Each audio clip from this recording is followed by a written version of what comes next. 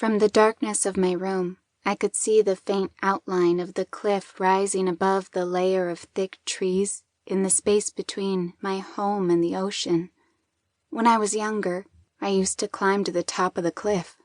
I no longer climb cliffs. I no longer seek adventure. That girl left 8 years ago. In her place, I now exist. I lowered my gaze. He was there, as he had been every night for the last 2 weeks. Why? Why did he watch our windows? He was a strange boy, though in truth he wasn't a boy. He had turned 18 the week after moving onto our property. That was 3 weeks ago. I didn't blame him for coming here.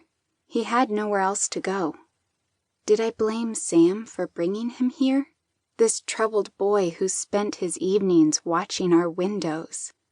No, I decided I didn't blame her either. He was her nephew, the only child of her dead sister. My face and body were shielded from his view by the long drapes which hung on either side of the glass panes. With the light off, he couldn't see me. I took a step back when his face turned toward me, as if trying to determine which room was mine. My heart beat faster from fear and curiosity. Why was he there? Why was he always there? He stood now and backed up into the shadows of the trees. He'd spend a few more minutes there and then disappear into the woods between my home and his.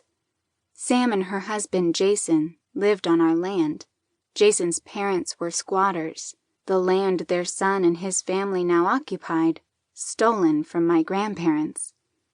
Jason's parents were never any good, or so I was told. But Jason was different. He was good, and so was Sam. They were like family. Their nephew was not. He was a threat they brought into our sanctuary, the one place in this world I used to feel safe. My grandparents built the house this troubled boy now lived in, on the land which would one day be mine and my sister's. I was used to threats and attacks from the outside world, but not from within my sacred space. It's why I hid here. The rest of the world had proven its evil and danger when it took my mother from me. I didn't recognize the danger then, as my father did. He was wise to see it. Wise to protect us? I was 9, too young to understand.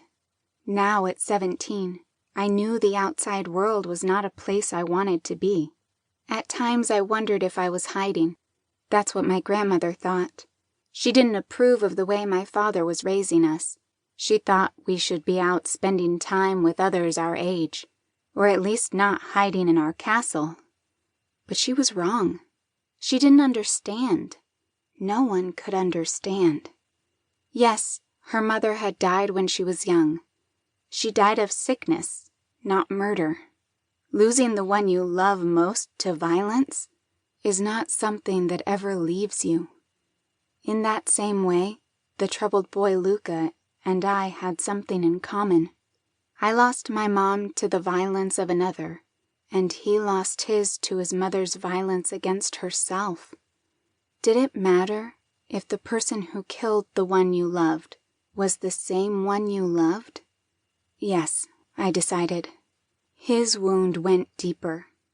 I held no anger toward my mother, only regret that she was serving at the food pantry that day. No, it wasn't her fault. Luca couldn't say the same about his mother. Her death was her choice. A car accident was all we were told at first. Sam was too upset to tell us more. Once the body was buried and Luca was here, Sam told my grandmother the truth. Gigi told us later. She wasn't the sort of grandmother to keep secrets from us. I was grateful for that. She spoke her mind. A suicide note had been found, and Sam was devastated her sister had left Luca alone in the world. Sam also blamed herself for not being closer to her sister. They were different, she had explained, and separated from one another long ago.